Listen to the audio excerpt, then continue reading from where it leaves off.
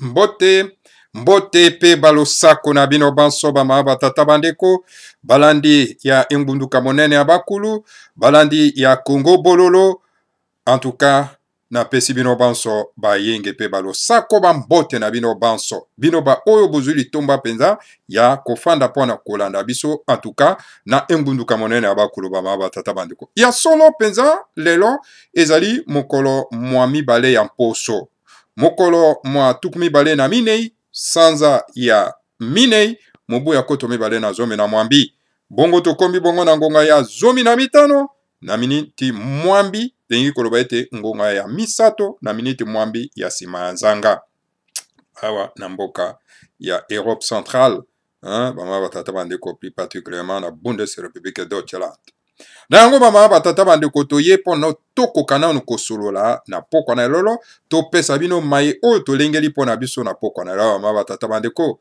namonaki bandeko ebele babengi balume mbuta bopele bobala Congo dieto esili kobima kasi tomoni Congo bololo te alors donc yozokanisa boni na Congo dieto oyo en tout cas ebimi solo pena en tout cas bama batata bandeko alors donc alors ozali wapi mbuta bopele bobala alors bandeko balandi ya Congo bololo donc occupation tellement que ezali ebele bama batata bandeko yango ezosala keto yaka vraiment na mwa retard compte tenu n'est-ce pas ya ba occupation toza na yango bama batata bandeko yango moni ete mpona koya koinforme bino ezozwaka mwa ba ngonga muke bama batata bandeko mpe bolimbisi mpona yango ya solo pena en tout cas lelo bama batata bandeko tokosolola na Congo dieto oyo en tout cas les grands maîtres Fumu Mwanda Nsemi en tout cas tout mwana nzambe asili ko balancer biso yango bama batata bandeko et pa wapi tozali ko apprécier pe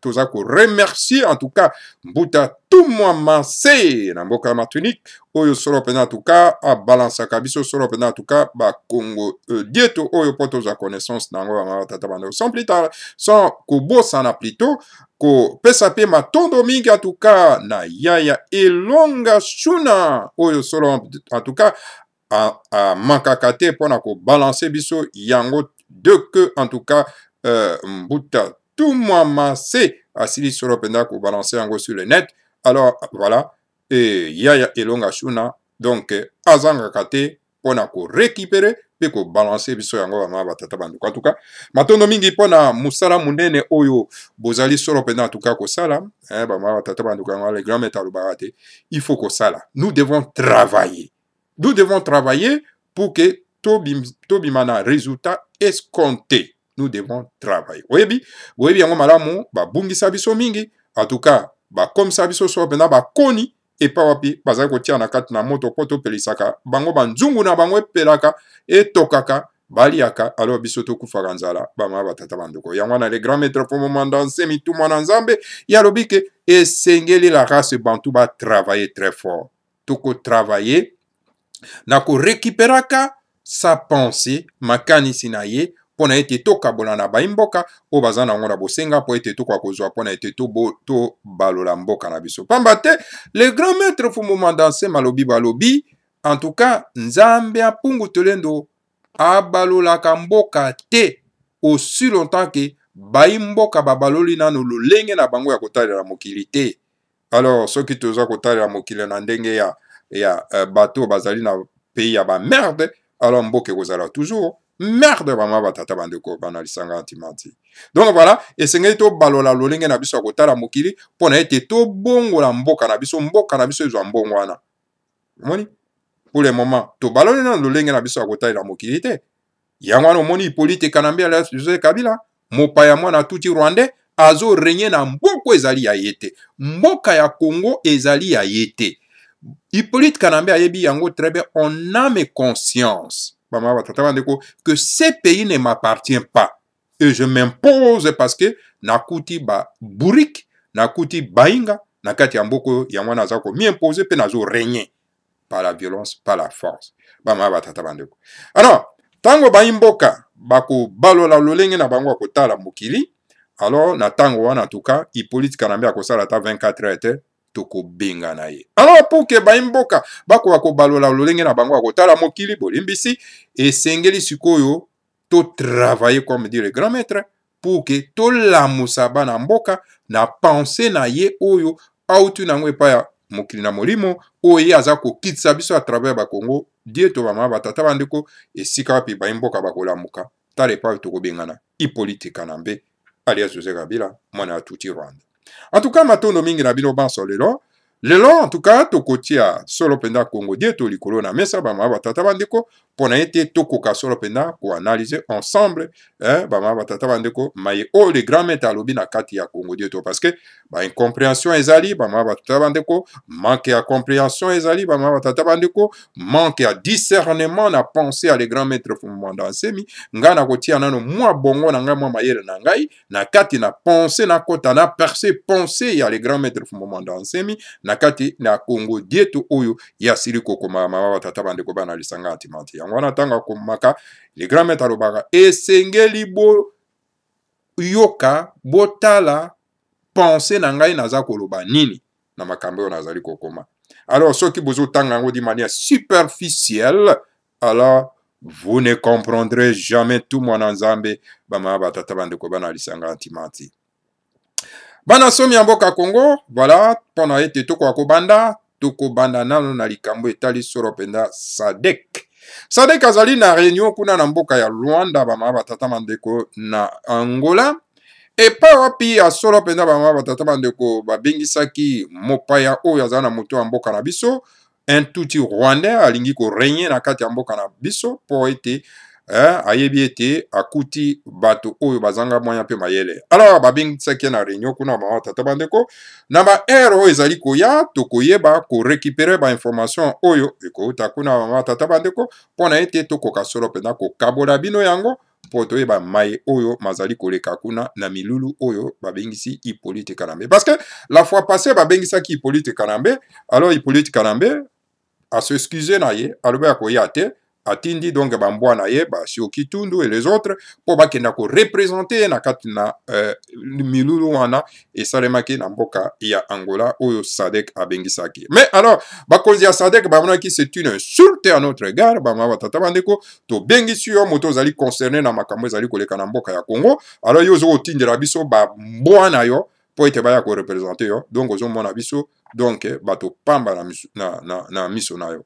Alors donc ya wana bayebisaki na bambwa na ye ete mbwa Sioki Tundu zonga okendo yebisa maître no ete biso to reporter réunion wana esengeli réunion wana kwa kosalema mokolo matuku mibale na minei ya sanza ya minei ya mobumo ya koto mibale na zomi na mwambi ya wana mokolo malelo réunion esalemi kuna na kati na mboka ya Rwanda epape bengisami na lingomba otobengi SADC bama batata bandeko bana lisanga antimanzi. Alors raison nini o Hippolyte Kanambe ala Joseph Kabila avançaki na la fois passée ou non compte tenu n'est-ce pas ya sécurité ya mboka etc. Sécurité mboka yango ezali ya yo mboka bakoko na yo po ya koloba likambo ya sécurité na mboka ezali ya yo te.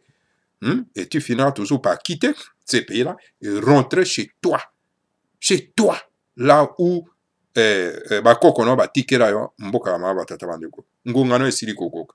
Alors voilà raison oyo Hippolyte Kanambe donc abwaki kokenda yango wana raison de sécurité etc. ma batata bandeko. Donc voilà, alors lingomba ya SADC et vraiment et sommeil vraiment été non cette fois-ci singelo ko wakoya pona ete to ko so likambo etali mboka parce que bandeko na biso oyo bazali kozinga biso na kati ya mboka baza komona ke situation ekoki koya vraiment très grave et que ekoki ko dégénérer bama batata bandeko na bamboka na bango etc. Donc bango bakokoma na instabilité moko totale. Alors esengeli bako koluka lolenge kani bakoki kosilisa instabilité wana oyo ezali ko régner na kati na mboka na biso Congo bama batata bandeko. Alors moto azali responsable ya instabilité wana ezali soro penda Hippolyte Kanambe alias Joseph Kabila oyo azali ko régner en maître na mboka ezali ya yete bama batata bandeko.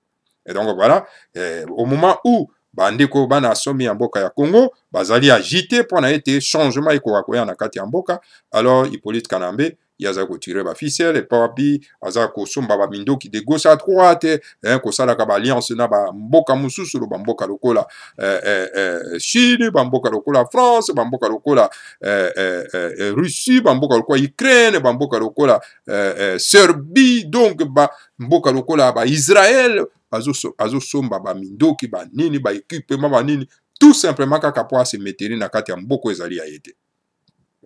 Mais la question que moi je me pose ce soir, et la question même que le grand maître Foumandassé me pose à chaque fois, de savoir, mais bamboka wana oizali ko soutenir moto oyo.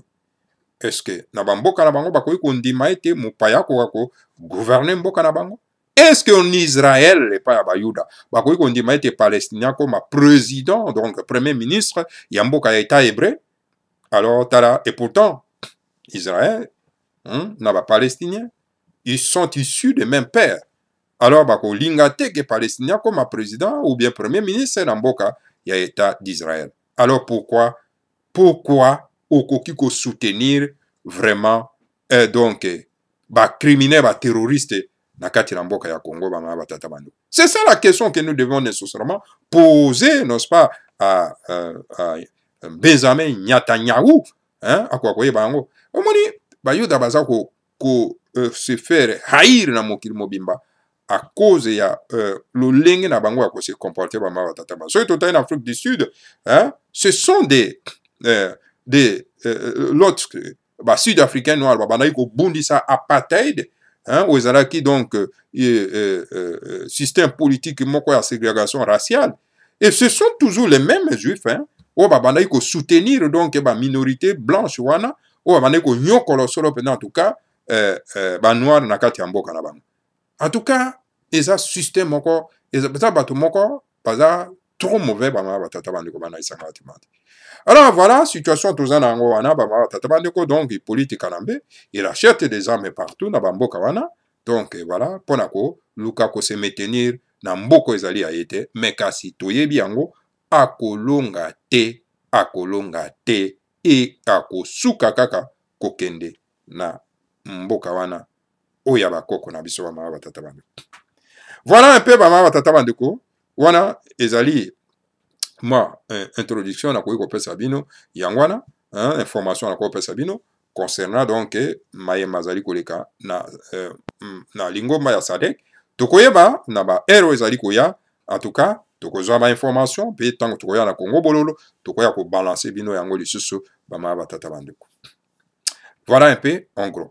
Bon, voilà deuxième sujet tokoyi ko traiter, bon information plutôt tokoyi ko pesa bino na likambo etali solo penda ba batata bandeko ba ndenge bato mosusu bazotika ba terre mabele na bango, hein, de poches d'attache na bango, baza kokenda ko envahir mabele ya baninga. Toyoki bato ya este, sali banande, ba envahir Lisala, ba envahir Mbandaka, ba Swahili de gauche à droite, ba envahir Lisala, ba envahir Mbandaka ba batata bando.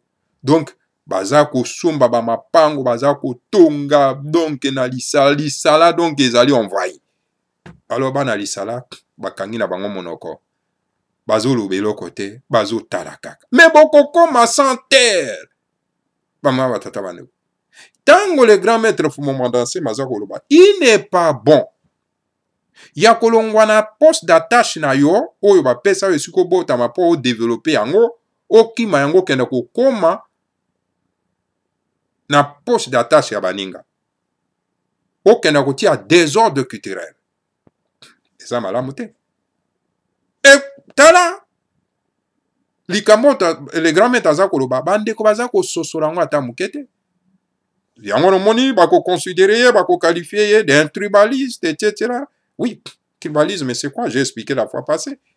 J'ai entendu certains ignorants dangereux disent que bon, bas le tribalisme. Ce sont les ignorants dangereux, ils ne connaissent pas. Qu'est-ce que c'est le tribalisme? Ce n'est que l'amour de sa tribu. C'est-à-dire qu'on doit abattre, n'est-ce pas, l'amour de sa tribu. To boma bolingo ya libota. Mais c'est quoi comme nationaliste? Non, pas du tout. Tu ne peux pas devenir nationaliste aussi longtemps que aux an amour ya tribu na yote. Hein? Aux an qui pangala Alors donc, sikoyo yoko ya kosimba moto ya mboka ndenge nini? Impossible.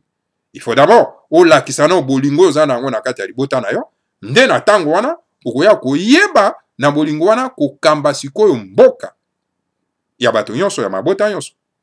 Alors donc, tu peux pas être nationaliste sans être tribaliste. Il faut d'abord olinga nono tribune libota na yo. Tozo kokota na confédération donc na fédération, na fédéralisme. Hein? Donc chaque État autonome ekozala sikoyo un État fédéré. Hein? Alors sikoyo yoso kozali na bolingo na État fédéré na yote. Sikoyo kokoma mokonzi ya ko gouverner l'État fédéral ndengeni impossible. Ceux qui disent qu'à bas le tribalisme, ce sont les ignorants dangereux. Les têtes ne fonctionnent pas. Les têtes sont remplies que par des cailloux dans lesquels il faut nettoyer systématiquement avec un appareil laser pour na kolongola ba caillou wana ba batataba. Hein? À bas le tribalisme, donc boma libota naturel na yo, hein? Donc existait alors ba payabako. Et ceux qui disent comme ça, ce sont toujours les étrangers. Ce sont toujours les étrangers. Ce sont toujours des nomades, on peut dire. Les nomades disent ça. Oh non, on est en tribalisme. C'est ce qui m'ont c'est un nomade. Vous voyez, un nomade, angi kovane pa na yete, alinga kenaka epa baninga, a détruisa kaibaka piaka, alors ce que lobi et se dit tribalisme, etc. Parce qu'il veut rester là-bas, piller, voler na état autonome ya baninga, na état naturel ya baninga bama batata banduko. Alors c'est pour ça que bandeko na biso esengeli to kambi ka bandeko wana oyo bazana bitidi ya koloba keloko wana. Alors, ceux qui défendent leurs propres terres, la terre de leurs ancêtres, en tout cas, et sengeli po telema na bopi kiriki, nyonso pona ete boko kasolo pena en tout cas, ko défendre mabele bakoko na bino. Ezali droit légitime. Il y a chaque peuple na kati ya libota. Congo, la République du Congo, otoza ko binga lelo, otoko koma lobi en tout cas la République fédérale du Congo, hein? Ezali un état artificiel créé en toutes pièces par les colons marchands d'esclaves.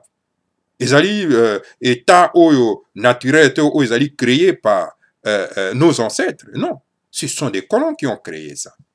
Maintenant, otozako ça la renaissance du Congo, comme dit le grand maître Fumamanda Nsemi, hein? Ezali siko kotia ba base mosusu ya donné ya sikapona état wana. C'est-à-dire que tozako tia ekoma un état fédéral et pas wapi na chaque état fédéré et kokoma sikoyo na autonomie na yango. Donc, tu as la République fédérale du Congo, qui est un état artificiel créé par les colons, mais au Kokuta Kuna, donc on a aucun de Komora Tunagi Mendenganini, le grand maître de Fumandase Magokoloba, RFKT, pour la ligne FSC. Oui, et c'est la FSC, pour te maintenir, n'est-ce pas, cette colonie, te maintenir, n'est-ce pas, état artificiel wana ba créaki, mais na kati na état artificiel yango tokoya siko ko bâtir yango na ba données ya sika, cela veut dire que chaque état autonome est comme un état fédéré. Donc état ya Congo central ekolata ka ekolata CT ekozala Congo central avec CT, mais ekozala Congo central avec K. Voilà la différence. Donc la République fédérale du Congo est là. Et na République fédérale du Congo, il y a les États autonomes, entre autres, l'État, État autonome du Congo central. Et le Congo central, ça écrira avec K, pas avec C. Donc, on a l'État autonome de la Mongala, de la Mongolie, hein, du Katanga, du Kivu, de Manema, du Kasai, de Boyoma, etc., etc. Donc, na kati ya baita naturel wana, autonome na ngo, donc ekokoma masikoyo na balokota na biso bama batata bana. Mais tandis que cet état artificiel que nous voulons préserver, ekozala toujours na c'est lokola ndenge ezali bakolon batiaki yango, mais na kati nango sikoyo kokuta sikoyo, hein, na baita naturel ekolata sikoyo bakombo ya ba lettre alphabétique oyo tozali kokoma na lokota na biso ba batata bana. Voilà un peu la renaissance du Congo, ndenge nini ekozala bama batata bana. Voilà bayinga, hein, les gens qui ne comprennent rien, ils comprennent toujours en retard, comme disent le grand maître Fumanda Nsemi. Alors donc bazo mona yango te, bango bazo kanisa kaka ke non, bah écoutez, to bunda kaka pona ba poste na biso tozana ngo besoin. Tous ces dirigeants là, tous ces hommes politiques que vous voyez, qui parlent de tous les jours, bango ba bundela ka mabele te. Bango ba bundela ka nde mabumu, ba poste ministériel, nde eloko bango ba bundela. La seule personne azali ko bundela mabele ezali Fumanda Nsemi. Et un vrai leader politique esengela bundela nde mabele na ye. So komone leader politique, yazo bundela nde biloko na ye bakanga, azo bundela nde balupango na ye babotola. Donc c'est un faux leader politique. Un vrai leader politique, tango yazo loba lisikuru na ye, azako beta sete na likambo etali mabele. Pona nini mabele? Parce que loko ya motuya o Nzambe apungu tulendo le Seigneur a Kongo apesa kanabato ezali mabele. Donc o babengaka le droit ya premier occupant. Donc le grand maître Fumanda Nsemi est le seul qui parle de mabele. Parce que na kati ya mabele yoko tonga ndako, yoko zwa kito ezali na kati ya mabele po teka po ete oko kotonga mboka na yo, oko zwa lotiliki, oko zwa mai, oko sala nyonso oyo sangela nango na kati na séjour no na kati ya mokili. Kozanga mabele ezali calamité monene po na yo moto na kati na tango. Alors voilà, un leader oyo koki kolanda ezali oyo azali kolobela mabele, oyo azali koloba ba poste te ya premier ministre primature, oyo azali kolobela ka makambo etali nini ndako na ye babotolo ete. Ça ce sont des faux politiciens. On appelle ça les politicaires. Voilà, bama batata bandeko bana lisanga antimati. Alors yango wana bama batata bandeko, donc kuna na bisiko na uti kotangela bino wana na Équateur, na Lisala, na Mbandaka, donc envoyé par des Nande, les Baswahili, les Baluba, partout donc envoyé. Bosala keba, bama batata bandeko, bato na bato esengeli babatela ete na bango ya mabele pona avenir ya bana na bango, pona ko préserver culture lokota ya mboka na bango. Voilà bama batata bandeko bana lisanga antimati, wana ezalaki moi info na otaki kopesa bino.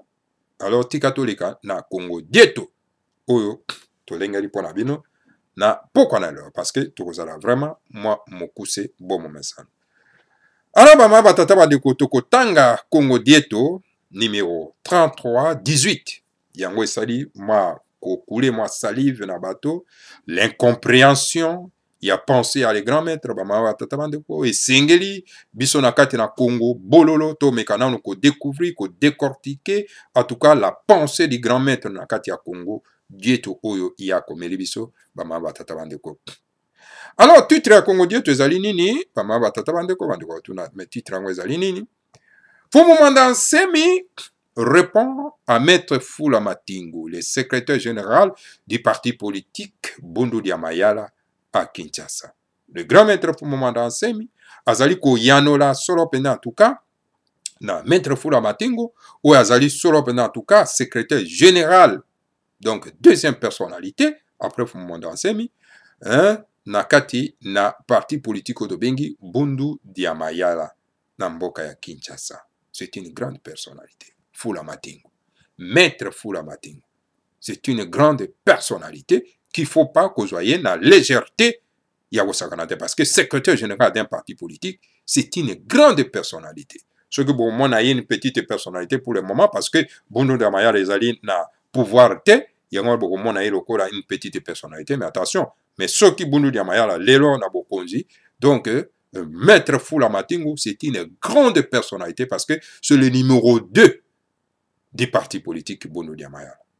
Alors, il faut vraiment du respect, il faut vraiment de la sagesse pour na kolobanaye. Alors c'est pour cette raison le grand maître Fumanda Nsemi azakolobanaya avec beaucoup de sagesse et avec beaucoup de respect, parce qu'ayebi que c'est la deuxième personnalité du parti politique Bundu dia Mayala. Bato peut-être baye bakate, esengeli bakoka kozwa bososoli na ntango oyo bamama batata bandeko. Alors le grand maître na point 1 alobi boye: Maître Fula, mon cher frère, je vous souhaite le calme et la sérénité, car la joie et la sérénité sont des médicaments qui soignent nos corps. Faut bolandango na bokebi nyonso bamama batata bandeko, parce que ezali vraiment très très important. Mais tandis que la colère est un poison qui détruit nos corps. Voilà le conseil. Conseil oyo, eza ko concerner pas seulement que Fula Matungu, oyo maître Fula Matungu bolembisi, oyo le grand maître Fumo Mwandase maza ko s'adresser, eza ko concerner pe na biso banso, baimboka, pe mokili mobimba bamama batata bandeko.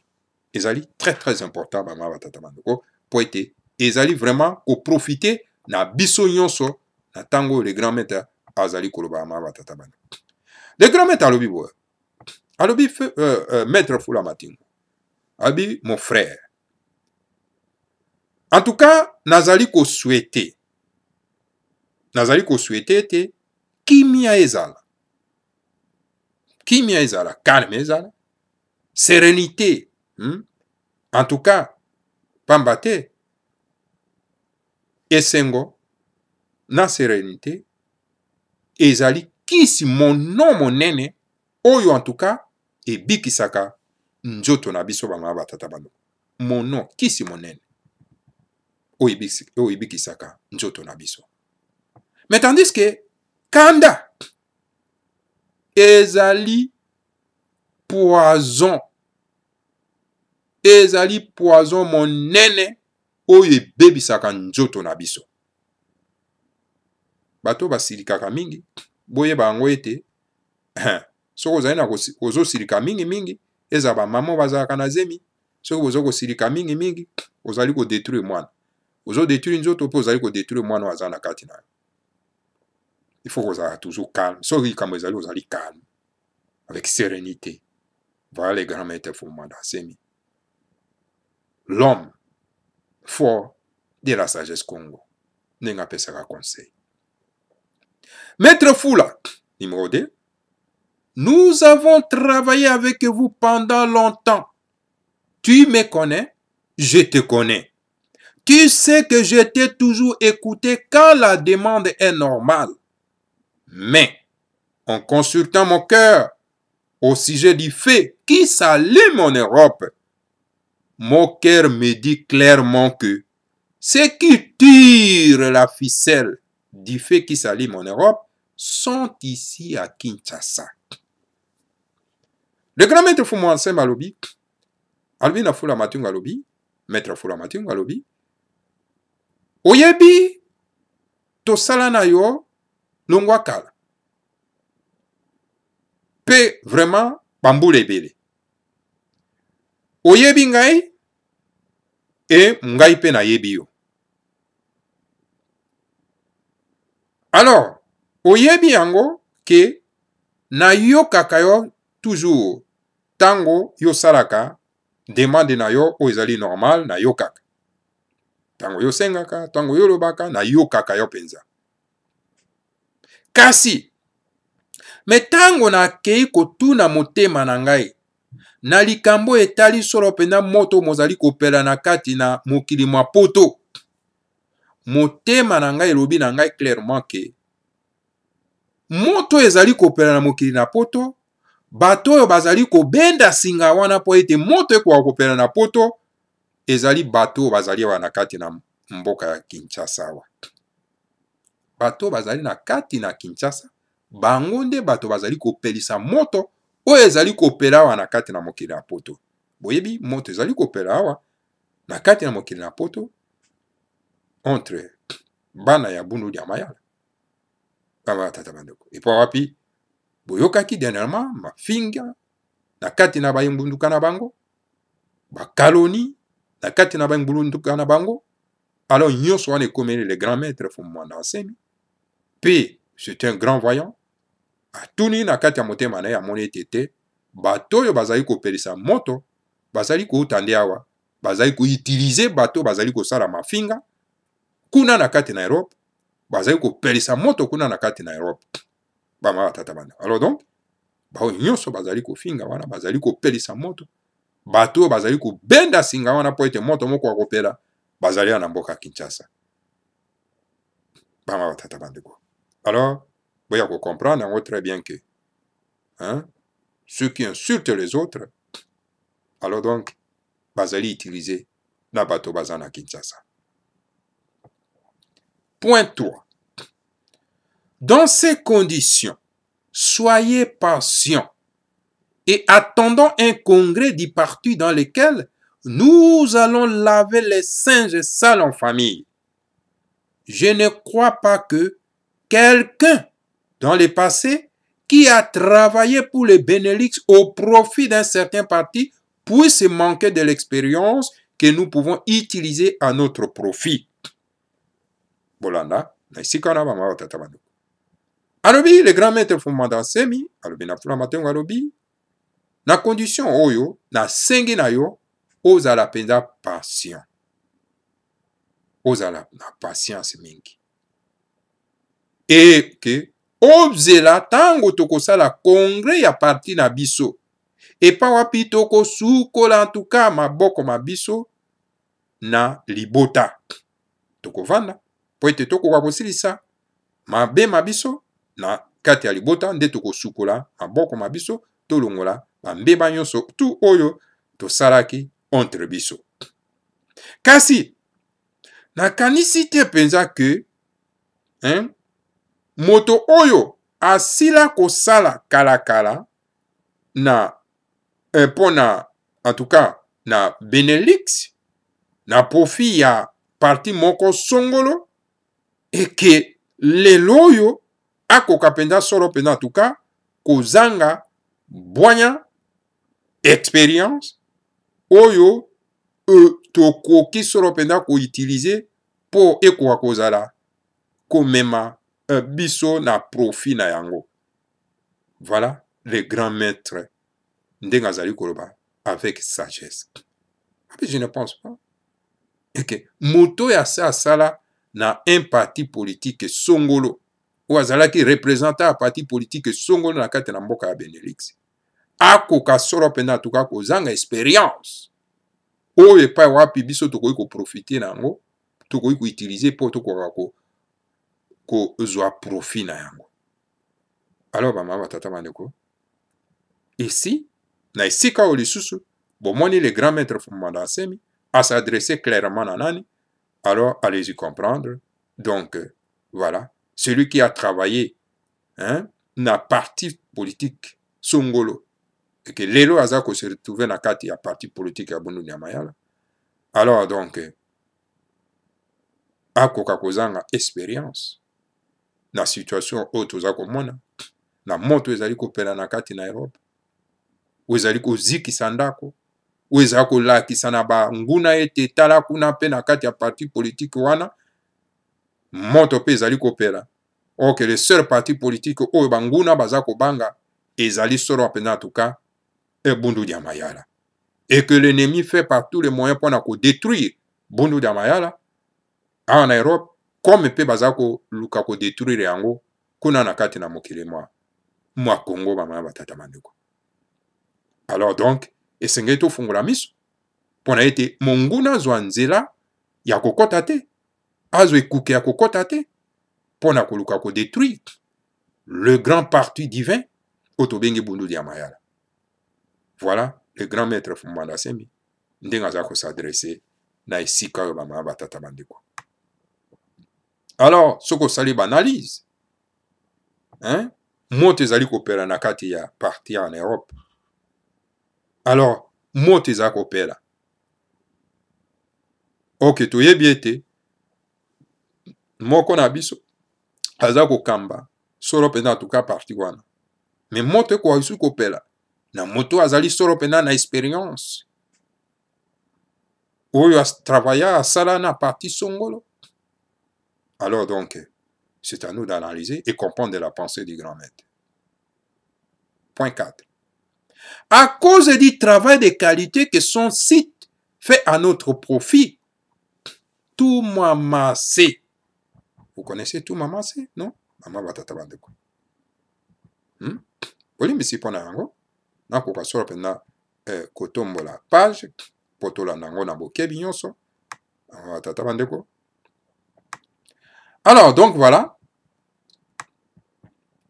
Toumamassé, que j'apprécie beaucoup, a été calomnié, injurié par des gens qui sont à Kinshasa. La lutte pour le recouvrement de la souveraineté d'État du Congo-Kinshasa que nous menons met en agitation toute la médiocrité qui veut que le Congo-Kinshasa soit un pays de la merde, comme disait le président Trump. Tosukanan wana, bongo, tokoya kolanda, parce que sengeli totanga yango na bokebi nyonso, pe na bolembu na bopete nyonso, pour na compréhension ya baimboka mama batata bando. Sengeli to comprenaka, penser à les grands maîtres. Soko koti na penser na ye, okoya ko comprendre maye o azali koloba. Alors, les grands maîtres alobi na point 4, likolo ya mosala ya kitoko, oyo site na ye, esa kosala au profit ya bundu dia mayala pe bundu dia Congo, Toumamassé, boyebi Toumamassé, boyebi est très bien, ceux qui tozwaka ba Congo dieto awa, ezali grâce na ye aussi, grâce na ye, mama batata bandeko. Alors, Toumamassé oyo ngai na appréciaka beaucoup, na pesaka ye bravo matondo, boyebi yango très bien, azalaki calomnier, injurier, bafingi ye, bakalomnier ye, na bato oyo baza na Kinshasa awa. Boyebi ndenge bafingaki Toumamassé. Oke mosala Toumamassé aza kosala moko te ya biso ya bana somi ya mboka Congo atikali kosala yango. Bayebi kaka koloba kasi musala basalaka te.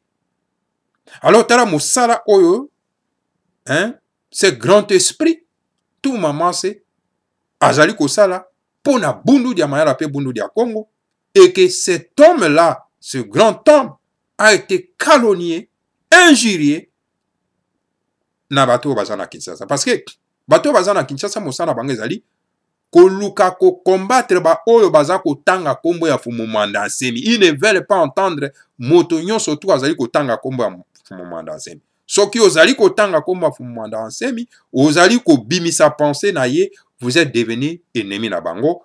Donc nyama oyo bango bako combattre. Boyebi ndenge ba combataki Toumamassé. Et Toumamassé, heureusement que c'est un homme fort, dynamique, et il ne s'est pas laissé faire. Coup sur coup, pour attaquer, et lui attaque. Jusqu'à ce qu'il a fait terre. Alors donc, Toumamassé, le grand maître Azakoloba, qu'il a été injurié, insulté. Ce que moni bato bazako finga, bato bazo sala mosala pona le grand maître, c'est-à-dire ils sont utilisés na bato bazana Kinshasa.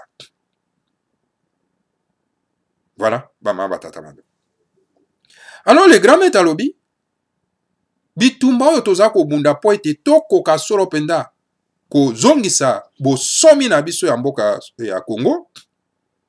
Alors donc ezali ko sala pasi na ba oyo balingi bo somi ya mboka ya Congo te. Hein? Donc bato bazali na kati ya médiocrité, bato bazali na bosoto. Bama tata bandeko balingi te Congo Kinshasa ezala toujours mboka oyo ya salité, ya buzoba, lokola ndenge Monsieur Trump, président des États-Unis d'Amérique, azakoloba. Le grand maître a poursuivi à lobby. Allez-y comprendre. Et je sais que vous comprenez. Une fois de plus, Maître Fula, je vous demande d'être patient. Parce que pour le moment, nous ne voyons pas la même chose. L'imbécile, nous ne voyons pas la même chose que vous. Mais, Dieu qui sonde le cœur des gens connaît la vérité. Voilà. Le grand maître alobi, en tout cas, comprendre yango bien. Nayebi a solo ko comprendre. Toza ko comprendre. En tout cas, une fois de plus, maître Fula, na sengi na yo la passion. Parce que na ngonga oyo, tozali komona makambo lolenge moko na yo te. Kasi, Nzambe oyo ayebi kotala mitema ya bato, ayebi bosolo, esike ezali bamala tata bandeko. Je souhaite de faire connaître, ça c'est le point 5, je souhaite de faire connaître en Europe notre projet de société. Et un grand travail a été déjà fait dans ce sens en Europe par celui qu'on voudrait décrier comme on m'a toujours décrié pour nous étouffer.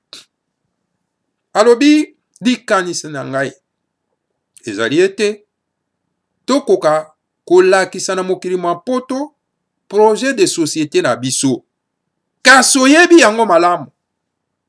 Mosala wana esilaki kosalema, esilaka kosalema. Na kati na mokili ya poto. Na moto oyo balingaki solo pena en tout cas kokweisa ye likolo na mafinga lokola ndenge en tout cas basalaka yango na ngai pona ko étouffer solo pena mawa tata bandeko baimboka bakoka ko mona moto oyo azali mobikisi na bango te. Voilà. Ici, le grand maître parle à qui? Il s'adresse à qui? En tout moment, c'est. Parce que tout moment, c'est a été toujours combattu par ces médiocres qui sont au Congo à Kinshasa. Bomoni na photo wana tche wana tout moment ça tient na site na ek. Ache Matezolo. C'est lui qui tire le ficelle ici, qui allume le feu, qui veut à tout prix détruire le Bundu Mayala. Mais parce que c'est un petit esprit qui ne connaît pas, cet homme-là ne connaît pas ce qu'on appelle le Bundu Mayala. Alors il pense qu'il va détruire Bundu Mayala. Un petit gamin qui connaît rien dans l'histoire de l'humanité. Donc voilà, il faut qu'on comprenne de penser à les grands maîtres.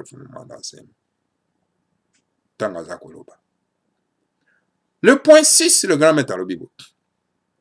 N'oubliez pas, maître Fula, que le monde, n'oubliez pas que le monde spirituel, n'oubliez pas que le monde spirituel n'accepte pas de punir les innocents. Faut qu'on y ait très bien, maître Fula. Mokili ya molimo elingaka ko pesa mbano te na bato bazali ba innocent. Jamais. Et voilà, en tout moment, ce n'était qu'un innocent. Parce qu'à ça ko bunda bitumba ya baindo. Mais les baindo ignorants, dangereux comme les Matezolo, comme les Basangana et les autres, les Zola, et tous ces agents de Kalunda Motov alias Kalev, oyo epawa pe azako luka ko détruire mboka wana. Il voulait par tous les moyens les condamner. Oh, ok, Nzambe jamais acceptaka ko punir par innocent et ko salemate. Ainsi, en famille et plus tard, nous nous élèverons au même niveau de compréhension et nous verrons ensemble ce qu'il faut faire. Ingeta, Ibobo et Ibobo. Alors, na yango, na libota, na kati na libota, plus tard, tokoyeba komitombola, na niveau moko, alors na yango, na niveau moko ya compréhension, ya boyebi, alors na tango wana en tout cas, tokotala, na lisanga moko eloko nini tokoki kosala. Ingeta ibobo ibobo. Voilà les conseils à la grand maître pa ya Fula Matingo. Je crois que conseil est komelie. Pe conseil ezali seulement kaka te pona maître Fula Matingo. Ezali pona bato nyonso ezali bazali na kati na bundu ya mayala.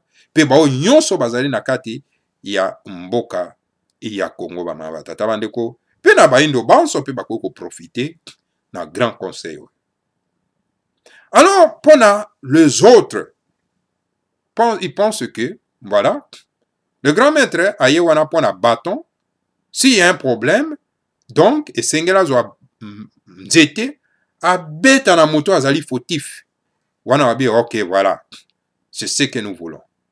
Non, c'est pas ça le rôle de tout moi. Ce n'est pas ça le rôle de Fumumanda Nsemi, non. Quand ils disent que quand le grand maître Fumumanda Nsemi Alubakake, le chef saint de l'Afrique centrale, de la sagesse Congo. Quand on dit sagesse, mais il faut qu'on ait travailler dans la sagesse. Et voilà les grands maîtres comment ils travaillent. La Katia sagesse. Et voilà comment ils s'adressent, n'est-ce pas, à Fula Matingo, la sagesse. Et voilà tant qu'on s'adresser, d'abord on s'adresse na kati ya bundu dia mayala, la sagesse avec sagesse. Car lui-même a dit que na ye na kati ya mokilo te pona ko détruire. Mais na ye ko balola donc poison na médicament. Et poison ko longola longola poison comme ça un médicament ndengeni. La sagesse. Vous avez tout moi, vous ne le comprenez pas et vous ne le connaissez pas. Il faut tout ça les fort poto kwa ko yeba yeba mama batata bando. Tango tangi makomi na ye et sengelo kokanano ko tambu sa bongo na yo pona ko comprendre qu'est-ce que dit le grand maître na kati ya makomi mai. Bomoni ba mama batata bando. Ce que vous analysez très bien. Moto mozali ko pe na kati na Europe, bato baza ko tirer ficelle baza na kati ya Kinshasa. Alors tango bato ya Kinshasa bazo tirer ficelle. Ce qui fait que ceux qui allument le feu ici sont utilisés par ces gens-là. Pour diaboliser, pour insulter les innocents. Or que le grand maître Alobi, en tout cas, le Seigneur à Congo ne punit jamais les innocents. Jamais. Ce sont les méchants là qui seront punis par le Seigneur à Congo. Voilà les grands maîtres. Soko yebi koza méchant. Yeba ngote ozala puni par le Seigneur à Congo. Parce que du fait que telemi pona ko finga, ko insulter, ko calomnier ba innocent, alors yeba yango que tu seras puni par le Seigneur à Congo. Le Seigneur à Congo ne punit jamais les innocents. Mais yo motoza ko finga ba innocent, ba yebi na bango likambote, mais yo fingi bango calomnier bango, mais alors tu seras puni par le Seigneur à Congo. Na comportement ya méchanceté, bama batata banduko, bana isanga antimati. En tout cas voilà, mai oyo en tout cas na memela kibino, en tout cas na pokwa lelo, na décortiquer Congo dieto oyo le grand maître Fumumanda Nsemi a commis, na juste valeur na ngai, na compréhension na ngai, na mai oyo ya komi bama batata bandeko, yango na ye ko pesa bino yango pe ko limbola yango na lingala, ba oyo bazali na compréhension ako comprendre, bako ko comprendre yango, bama batata bandeko bana lisanga atimandi. Voilà. Bana lisanga atimandi, bana somi ya mboka ya Congo, ngai na suki awa, tokuta na bino lisusu mbala asima, na kati na Congo bololo. Que le Seigneur à Congo vous bénisse tous, bénisse Fumumanda Nsemi, et bénisse la République fédérale du Congo. Ingeta, Ibobo, Ibobo.